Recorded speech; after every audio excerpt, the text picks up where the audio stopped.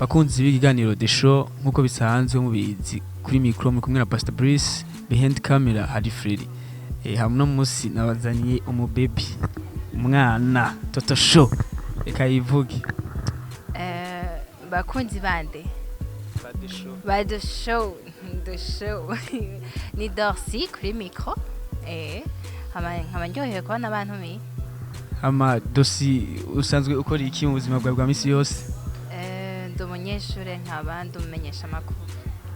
umumenyesha makuru mugenzi wacu mwavyumvise ukorera mu kinyamakuru cyahe Black TV ama dosi hari abantu benshi bakuzi ngira sinzi hari ibintu byinshi baba bifuza kumenya kuri wewe hari igihe ushobora kubona umwana mwiza nkawe gaca wibaza ibibazo byinshi nese dosi urajya ibiharage kawaida ama bidakaranze nawe bidakaranze bidakaranze nawe ntushaka oya hari igihe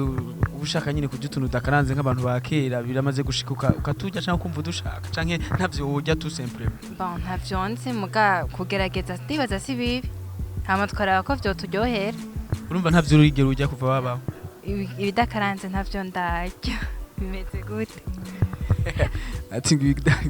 ati yage bidakaranze bimeze gute uzobihonje wumva ama dosi vraiment uri sexy girl nkuko kuri kamera mu bibora mwebonye ni umwana mwiza kandi araberewe ndabukuntu aseka vraiment ngakarampamagara ama dosi uja muri toilette ukora grand baiser kangahe ku munsi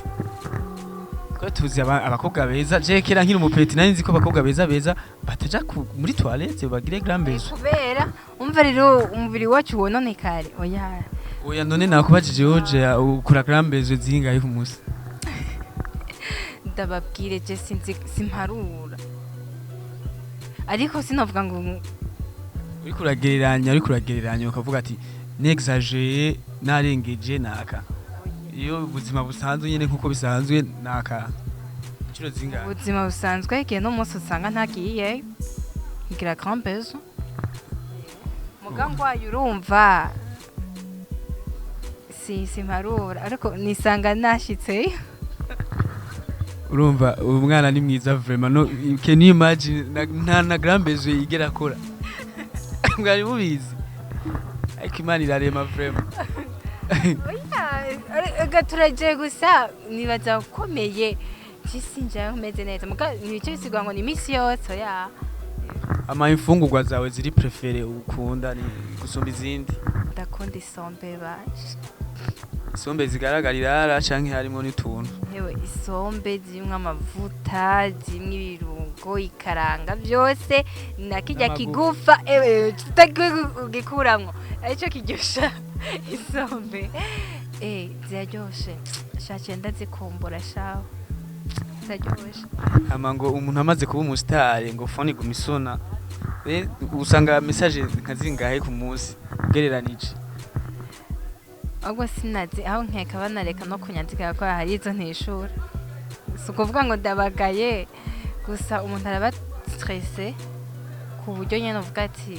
mbe bashangiriye iki ndabatelefonere rimwe basi nsaba ikigongo gusa icyo nzi ico nishuye message ndasaba ikigongo nk'ubasubiye kunyandika agacamo hari yindi yari isanzwemo ndasaba ikigongo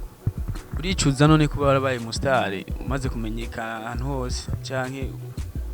uri proud navyo birakuryohera premièrement ikintu cy'ubustar naco nibonako deuxièmement ndi fier you want eko sawa murakoze ama nitwe bashaka kidiganiro nizere ko tuzobaronka eko ntaribi uko bisanzwe kuri micro ya Pastor Brice behind camera yari Freddy uwakubwiye bijya yakubwiye akubwira ntubitubwire yabitubwiye atubwira ntitukubwire ko yabitubwiye natwe